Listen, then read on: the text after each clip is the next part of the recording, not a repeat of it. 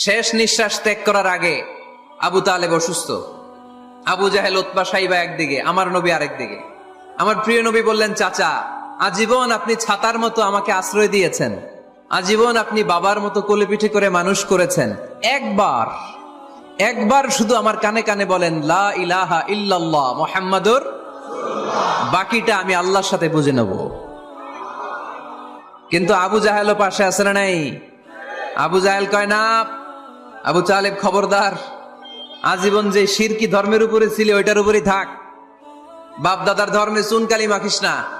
একবার আবু তালেব প্রিয় নবীর নুরানি চেহারার দিকে তাকায়, মনে মনে ভাবে এখনই পড়ে ফেলি কালিমা, মুহাম্মদের আদর্শই আমার আদর্শ বানায় ফেলি। আবার যখন আবু জাহেল উতবা সাইবার দিকে তাকায়, মনে মনে ভাবে না, আগের ধর্ম ছাড়তে চাই না।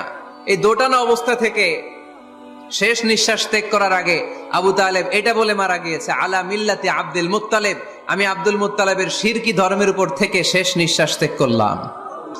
তার মানে আল্লাহর দেয়া বিধান অনুযায়ী সে জান্নাতি না জাহান্নামী?